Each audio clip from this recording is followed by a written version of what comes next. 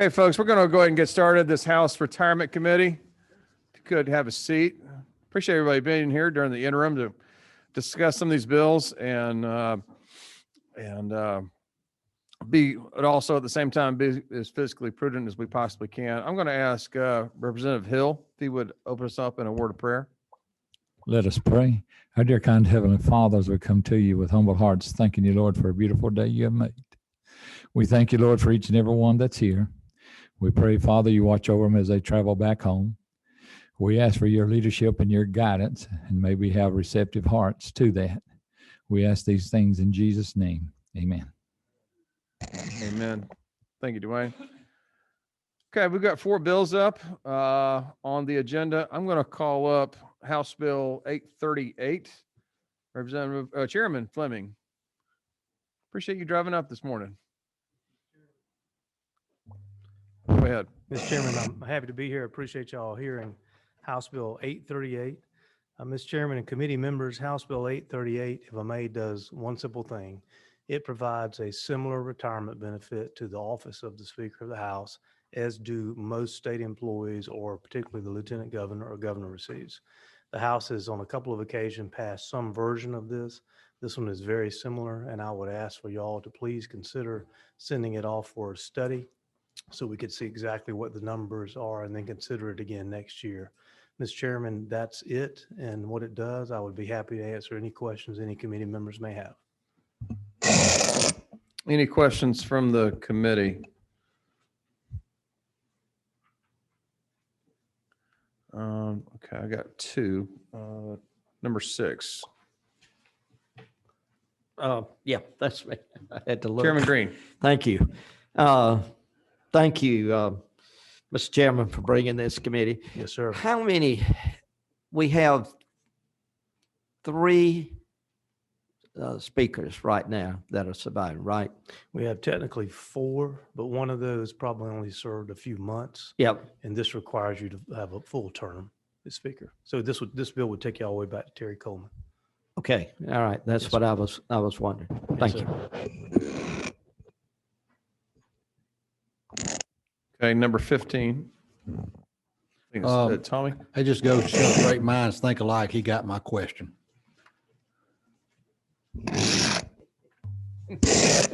Very good. So if I may, Mr. Chairman, I noticed the wording in lines 23, 24, 25. I'm on page 2.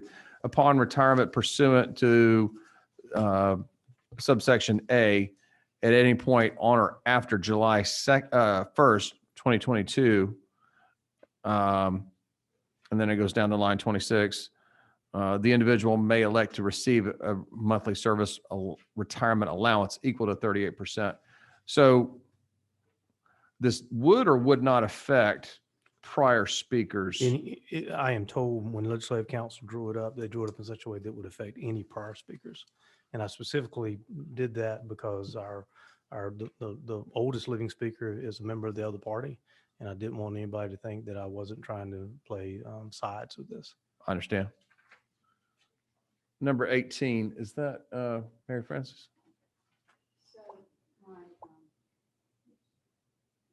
The green light's on, so yes, ma'am.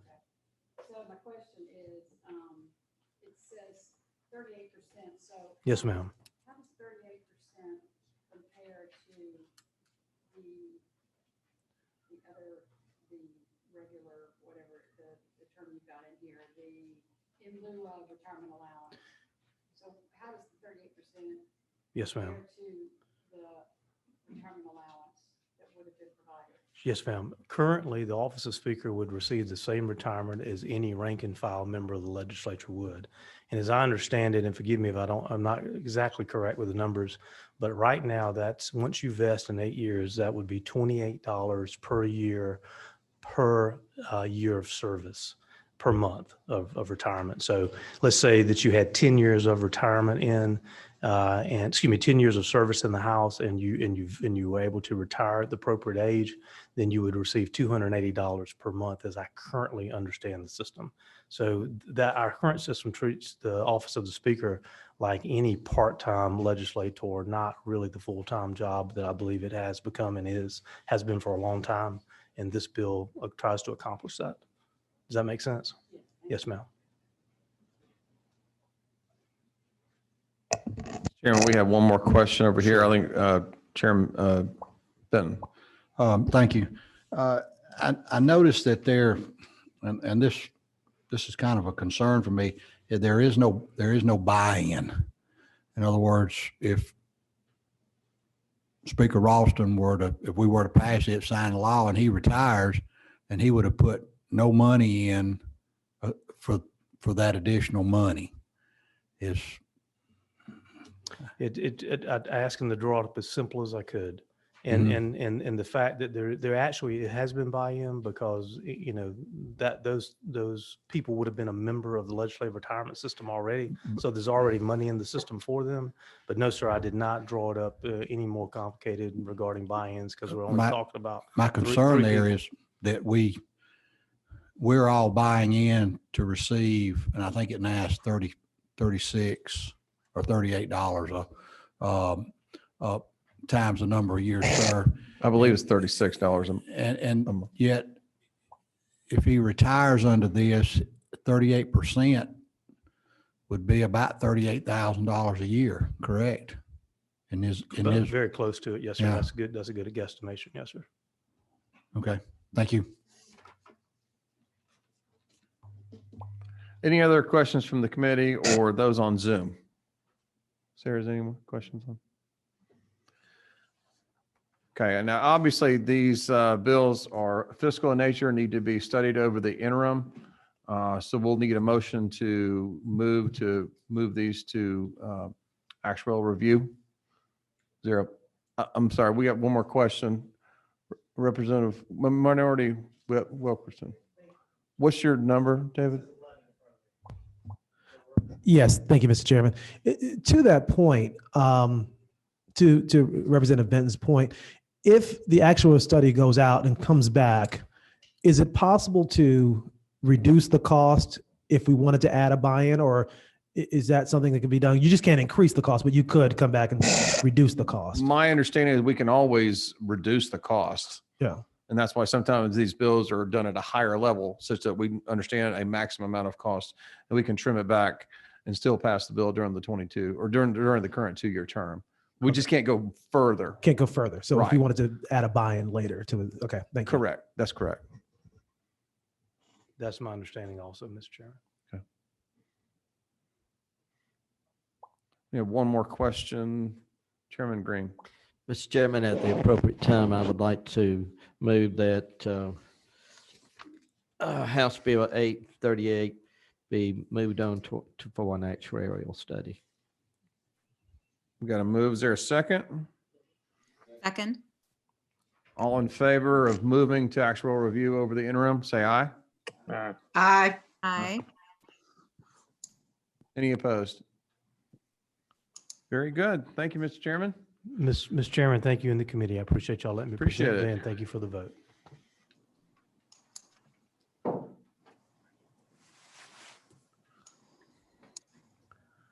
I'm going to go next with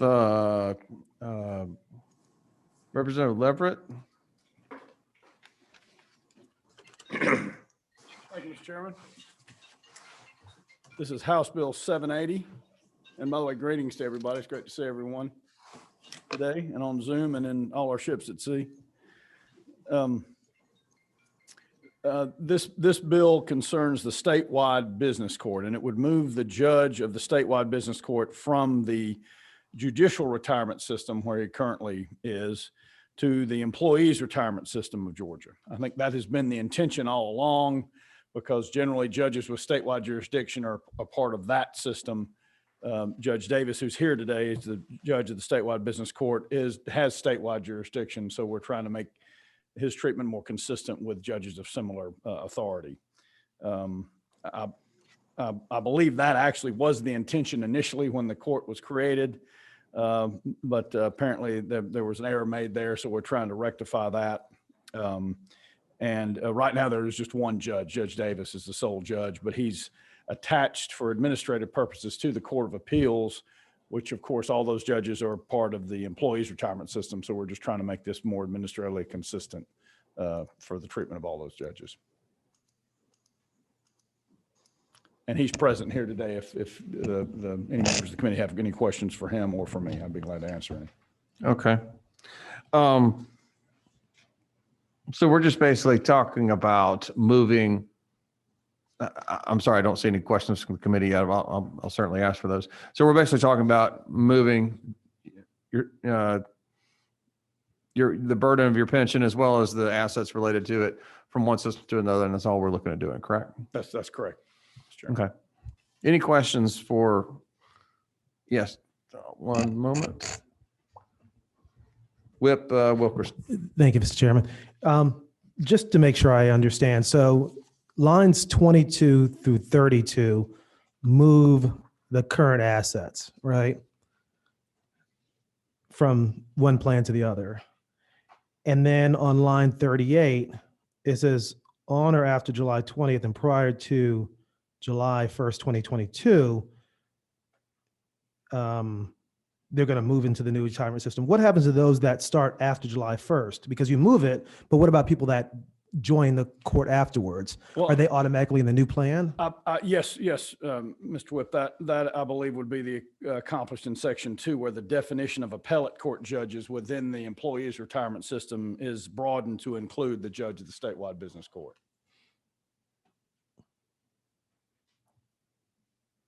So he's going to remain in the judicial retirement system until this becomes effective July 1, 2022. And in July 1, 2022, he would move into to the employees' retirement system. But the way I read this is if you're there July 1st, you're going to move. But suppose you begin August 1st, like we get a new person. What plan, where does it say they go? Because they're not being moved, but where do they start? Is there another code section that determines where that retirement plan goes, or am I just missing something? I think section 1 would deal with that because right now there's only one judge. Oh, okay. And to add judges to that court, my understanding is it has to be done by the Gotcha. legislature. Okay. It has to be done statutorily. So we're providing for what moving him, and then everybody that comes after would fit into the definition of appellate court. Thank you. I missed 17 and 18. Thank you for that clarification. No problem at all. Thank you for the question. Okay. Any other questions? Any questions on the Zoom, Sarah? Nothing? Okay. Oh, we got two more. Representative Wilk, you started a trend apparently. I just don't read as fast as I used to. I can't find in here, is there a tenure? In other words, the amount of time he has to serve in order to draw the retirement? I believe that exists in other provisions of the law. I believe Okay. it's 10 years. Which 10? is 10, which is Okay. currently 2 All right, I couldn't- terms. couldn't remember Judge what that Davis was. is subject to reappointment by the governor, I believe. He serves for a 5-year appointment. Okay, all right, thank you. Thank you for that. Representative Williams, Mary Francis. Number 6? Me. Oh, I'm sorry. Chairman Green. Mr. Chairman, at the proper time, I would ask that House Bill 780 be moved forward for an actuarial study. We got a motion and got a second. I hope this will be a pretty simple actuarial review. All in favor, say aye. Aye. Aye. Any opposed? All right. Thank you very much, Mr. Chair, Mr. Representative Leverett. Thank you, Mr. Chairman and members of the committee. Appreciate your consideration.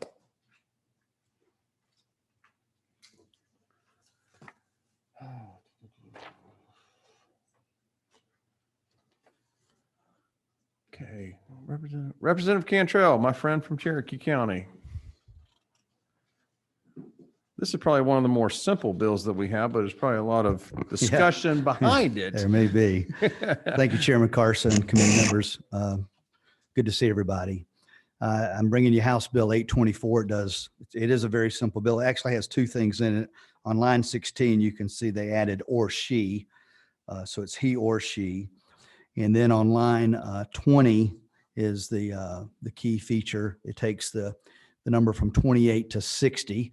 And actually, it's already been mentioned here today, it's at 36. The Board of Trustees has the authority to adjust that number.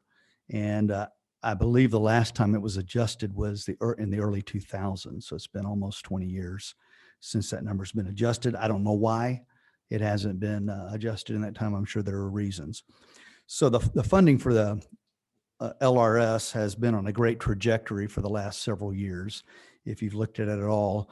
Last year, we funded it at 135%. So the idea behind this bill is to get a starting point, find out what would be the actuarial cost of if it went to 60, and then try to find the sweet spot that would be a number that would be more respectable to what legislators do, but also be commensurate with the service rendered, but also not increase the cost of the program to the point where we were headed in the wrong direction. And at that time, we'd also consider the possibility of some buy-in on members' parts in addition to try to find that kind of that sweet spot, whatever it is. 60's high. We did that on purpose so that we could work our way back from there. So the bill is kind of a starting point. And my commitment to you guys is to work with you when we get back that report to find out what that number should look like so that the retirement number is more commensurate with what legislators do. Thank you for that, Representative. Any questions for Representative Cantrell? Chairman Benton. Thank you. We don't have a buy-in because we took that out. We had people that were trying to buy in at different times that they didn't think they were going to be here that long. And then they decided that it looked like a pretty good gig. And so and so that was the reason that was taken out. That's been taken out since I've been here. So right. And I'm not suggesting that we put one in, but I'm saying that could be one of the things we consider as we move forward with this. It's just a one-time, you have a one-time thing. Either you're either in it or you're not. Right. And I noticed you didn't put any, I've got one very similar to this that I make up for the increase in the monthly thing by having a little more taken out of your paycheck to put into the system to try to offset that. So, and that's fair as well. That's actually kind of what I meant by the buy-in, was taking more out of the paycheck. Yeah. I'm not super up on the proper terminology of retirement. This is my first time before this august committee. Understand. Did we have another question? Chairman Carson. I think we have one on Zoom. Chairman Martin, are you there? I am. Can you, I always feel like I don't know if I'm heard or not. Are you, give me a wave. We can hear you and we can see you waving. Hey, Chuck. Perfect. Thank you, Chairman Carson. Thank you, Representative Cantrell. The one thing I wanted to clarify is he said that we had funded at 135% the last few years. Just again, to correct, if I may, the chairman's terminology, it is funded at 135%.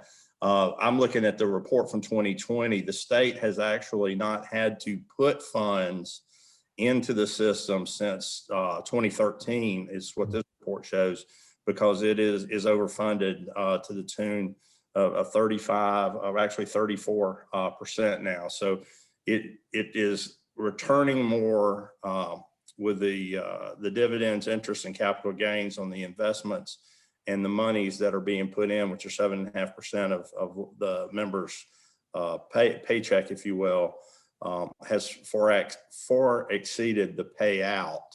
So that's the overfunding. I just didn't want folks that were listening in here to think the legislature had funded its retirement system at more than it was supposed to. In fact, it has put $0 in from the state taxpayer the last 5 or 6, maybe years longer. And talking, I had a similar question to the representative, and he was very open and honest with me as to look at this as a way to give the board the opportunity. I believe under statute, the board can actually make an adjustment as they did from 28 to 36 in the early 2000s. If this number comes back, we could work with the board. They could make that on their own motion, and also mentioned with Chairman Cantrell that if that were to be the case, I think it would be fair to ask members to put an additional portion of their dollars forward to make sure the plan stays on good footing. Thank you there, for that, Mr. Chairman. Representative Cantrell, I had two questions and you answered both of them. My first question was why 60? And what you mentioned is that's really just a starting point to start the discussion, aim a little bit high, trim it back if we need to, what have you. The second question I had was the LRS funding is 135%. I just wanted to say that if we're going from $36 a month benefit to 60, that's a 67% increase. Very large, going higher, just like you said, but we're at 135 now. So it gives us room to look at various options, I guess is what I would say. Yep. Did I see a question? 13, Leader Laricchio. Thank you, Mr. Chairman. Thank you, Wes. I'm sorry, Representative Cantrell, but I'm one of the ones that's probably more vocal than others about what this legislature has to do and their responsibilities and the amount of time that they spend serving their district, regardless of Republican, Democrat, Atlanta, or rural South Georgia. We all know how busy this is. People have made the comment that 60 might be high. I don't think that's high at all. I think that the ones that have served in this position in the House and the Senate with the Speaker and understand what this job really entails and the service and sacrifice that they all make. And I think this is really just a starting point of maybe how we can adjust the retirement part of what we do to try to attract maybe some more talent, some more people that are willing to take time out of their life to serve. I've always said this. I wasn't real sure what this job really even paid when I got involved, but I appreciate you bringing this in this committee, Chairman Carson, looking at this. But I tell you, the early 2000s was the last time this was looked at. I don't think the legislative pay has been looked at since the late 90s. That's right. And if we don't start doing something like this in some measure, you're just that's the reason it's overfunded. Is because they get in, they're here 2 or 4 or 6 years, and they just walk away with what little bit of lump sum they can get out that they've put in, and then their retirement, I guess that portion stays in there. And so thank you for bringing it. Just wanted to take this opportunity to show you what side I'm on and that I support every legislator here to have the ability to get some return on their investment with their sacrifice. Thank you for that. I just wanted to point out, if I may, on behalf of the author, that this in section 2, this on page 2, section 2, this does not go into effect unless it's fully paid for. Am I not correct? Correct. That's correct. So this does not cost the taxpayer anything. This is money already put into the LRS that simply were overfunded. And I did have one question in regard to how this affects existing retirees. So let's say I just love to pick on former Chairman Brooks Coleman, my good buddy. So he's been retired for 3 years. And let's say he served, I know he served more than this, but let's say he served 10 years and he's drawing down $360 a month starting July 1st of 22 or possibly July 31st. Jim, are the checks at the end of the month or the beginning of the end of the month?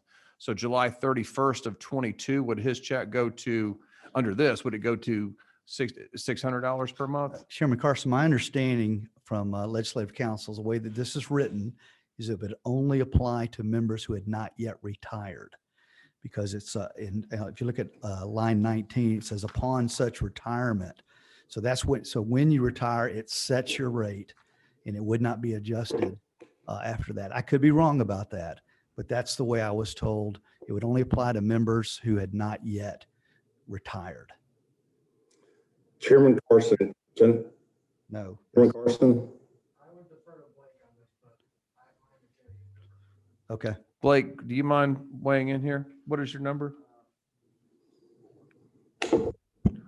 Chairman, Representative Cantrell, do you mind if we? Oh, no, absolutely. Sure. Good afternoon. With this particular provision, there in subsection E follows this subsection D.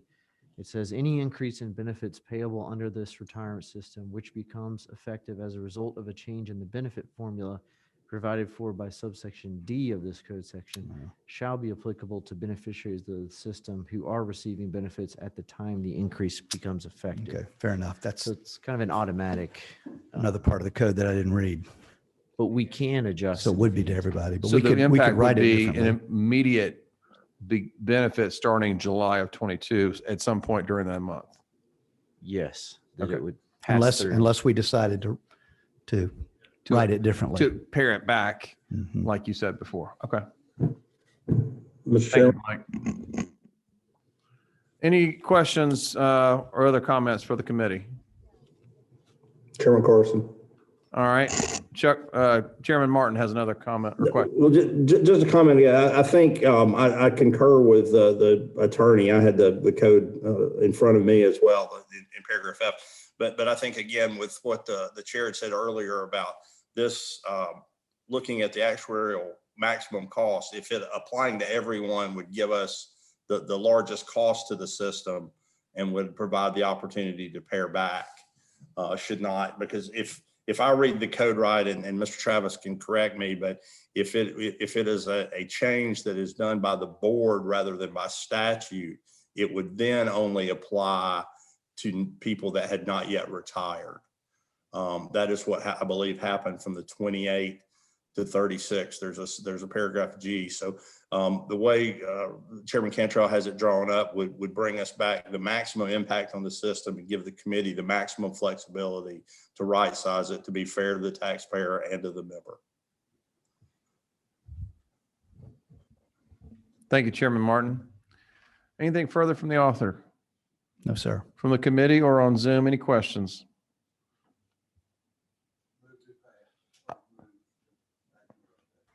We have a move to actuarial study. Second. Wilkerson, did you have a question? You have that look on your face. I recognize it from Cobb County delegation meetings, to be honest with you. Would you like to speak? Yeah, I'll go ahead. I was going to ask it later, actually. So with the actuarial study, can it break it out between the different scenarios, whether it's if we only do it for current legislators versus if we include everybody? Because it sounds like we have a couple of different buckets. We have some that are getting 28, we have some that are getting 36, and then we have some that would retire. Do we have anybody getting 28 at this point? That's not my understanding. My understanding is the board has authorized it up from what is in statute up to 36. So they as per raised their- everybody.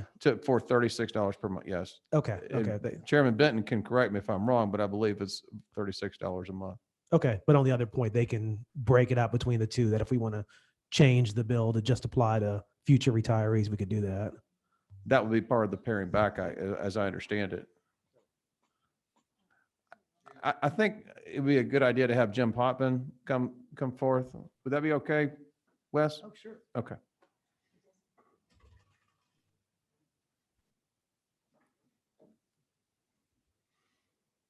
I just want to address Representative Wilkerson's question directly. So the actuaries will study what you tell them to study, essentially. So right now, the instructions are essentially the text of the bill. If you want specific scenarios studied like that, you would have to provide, as I understand it, a separate instruction for each of the scenarios that you would want studied. So that needs to come, I think, from this committee to move forward.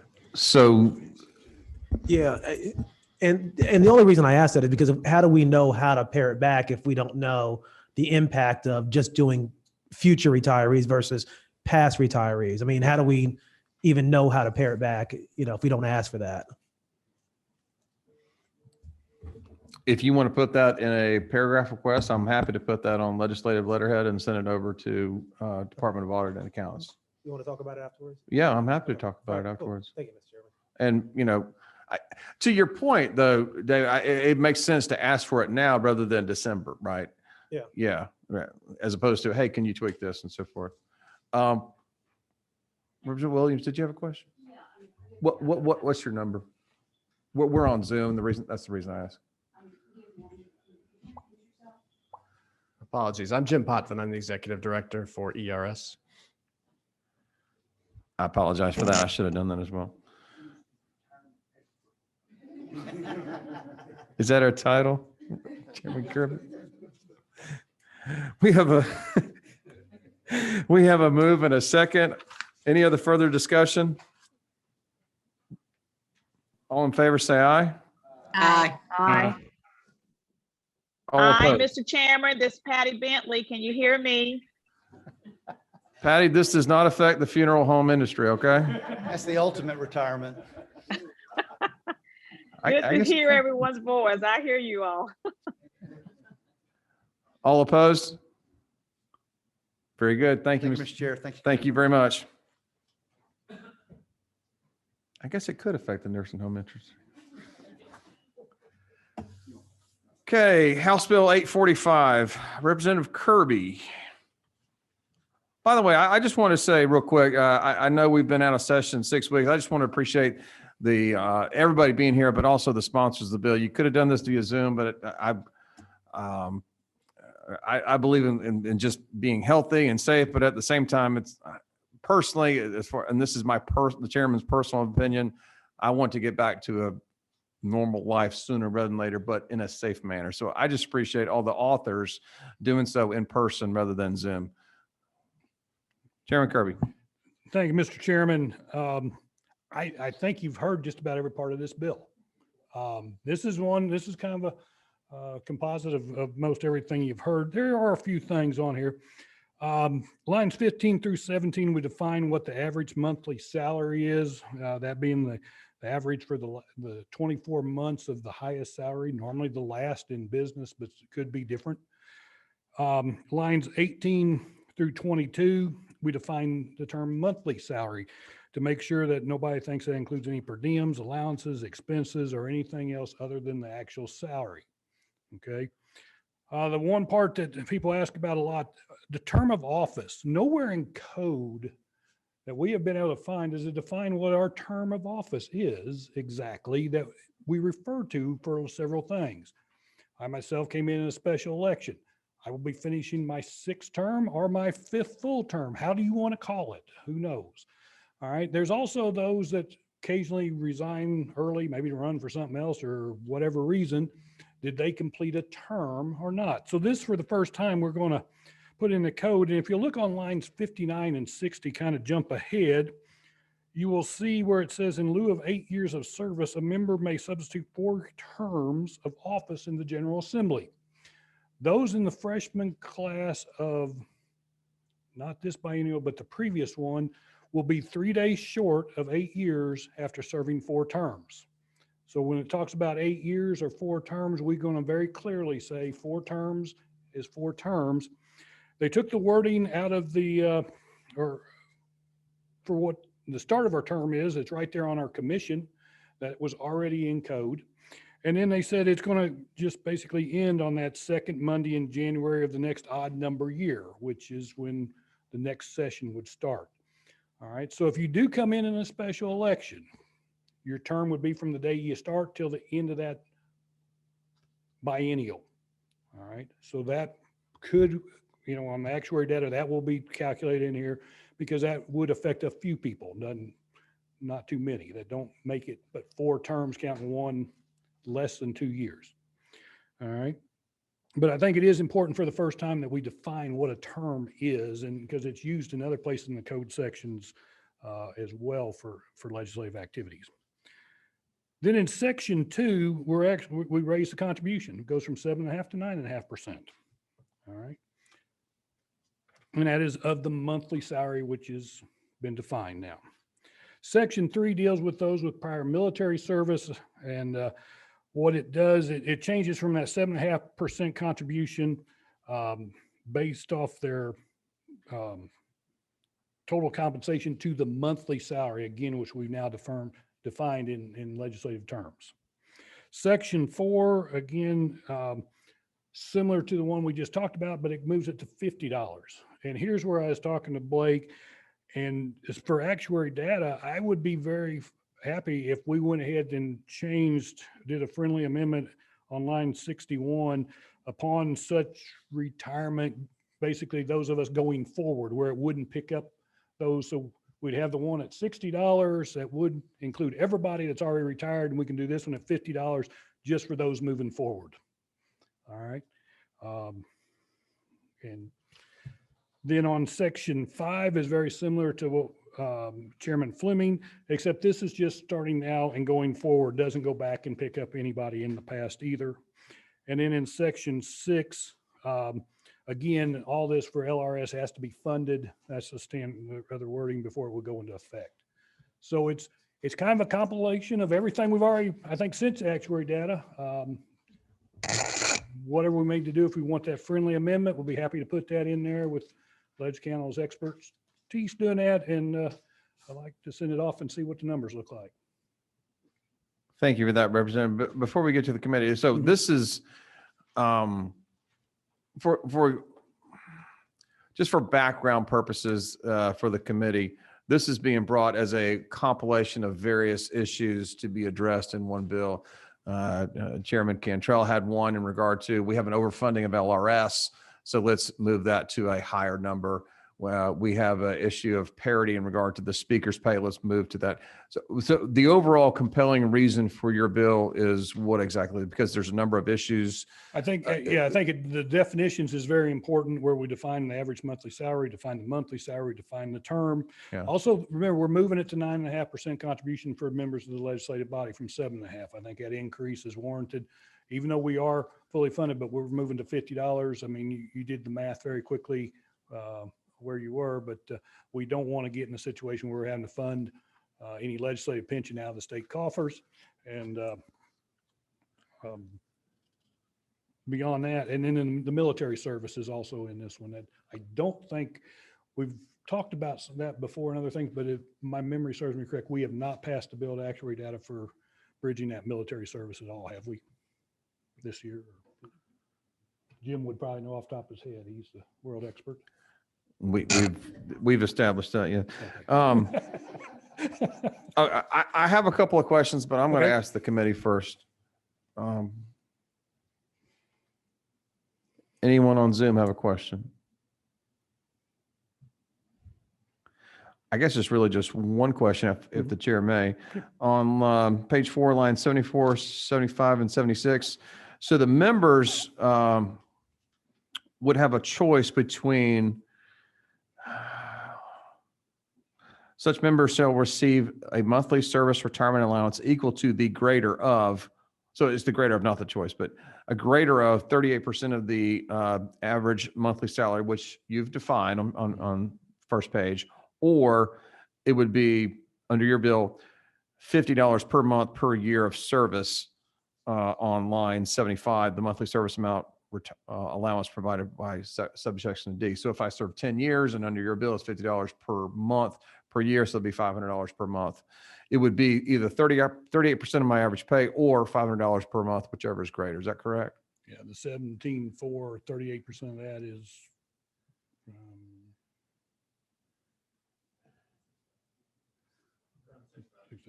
Okay. Number 18. Is that Mary France? Thank you. So my question is related to that. Does this, so there are other people other than the speaker who have salaries, is that correct? we all do. Well, I mean, there are other people, there are there salaries, are there salaries, say, for majority and minority leader, and are there other salaries? There are supplements for those salaries, is my understanding. But there's not salaries. So this wouldn't have the same impact as, say, the change the bill. Well, we all make the same legislative salary, and this is a matter of supplements based on what your position is, such as caucus leadership and so forth. So I guess my question is, David, is that correct? Yeah, that's right. It's just the speaker and the leaders may get it, but like some other positions get like an extra per diem, but that's not included in this bill. Yep. So, and the supplements are not included in this bill either? Doesn't include it. That answer your question? Okay, all right. No questions or comments? Do I hear a motion? All right. Motion by Chairman Green. Is there a second? Second. Chairman Green, your light is on. Did you want to make another comment? No. Okay. Any further discussion? All in favor of the motion to move to, just to be clear, your move is to move this bill to actual review for the interim, correct? With the Oh, I'm friendly sorry. amendment.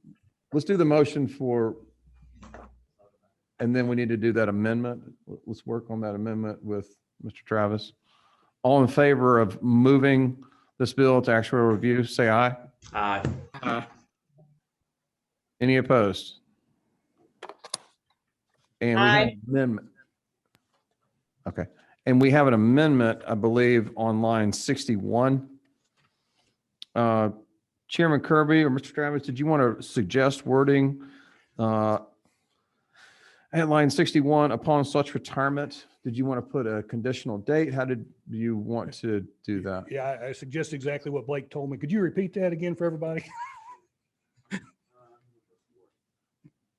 The subsection D, that's line 61 through 63, that would actually come out and be left alone because that relates to the current benefit amount.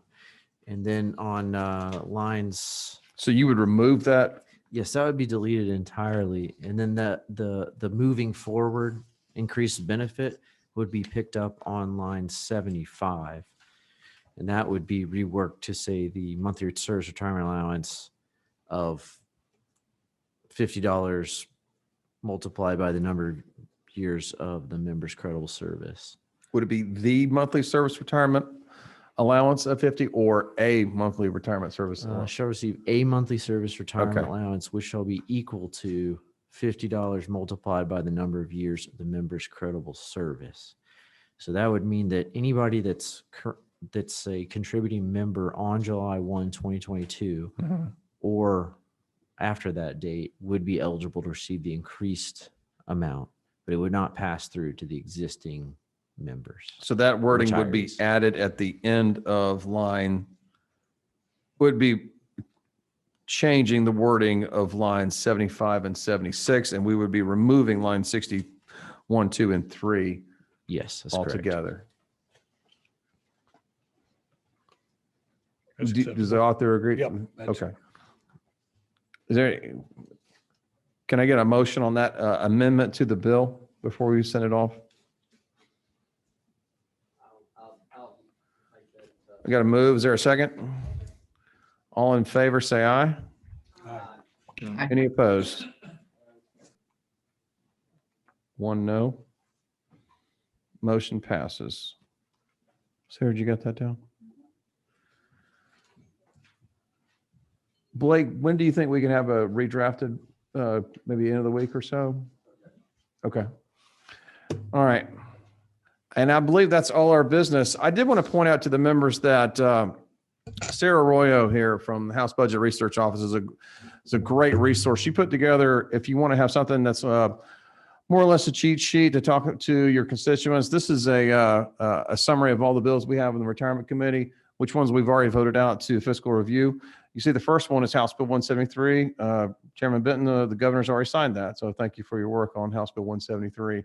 This identifies what the bill does, what the various bills in our committee do, whether or not they're fiscal, and whether or not they've been solved for study. So Sarah, thank you for putting that together.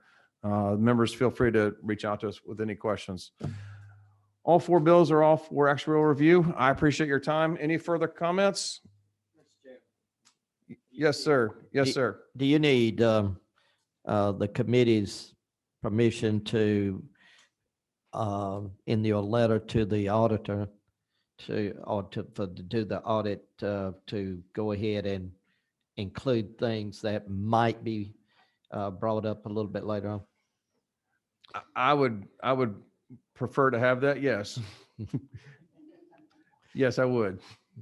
Okay. Well, then I'll make that motion that any suggestions or any information that will be needed by the committee, that the chairman be allowed to put it in a committee to the audit. I appreciate that. Any further discussion? All in favor? Any opposed? On that note, Wilkerson, could, anybody else on the committee, if we can work on that wording for those additional data, additional analysis and so forth in regard to specifically Representative Kirby's bill, but others, that I'm more than happy to do that. And let's put that together and we can get that to circulated to the committee before we send it off to the Department of Audit and Accounts. Yeah, that'd be great. All right. With that, we are adjourned. Thank you, folks.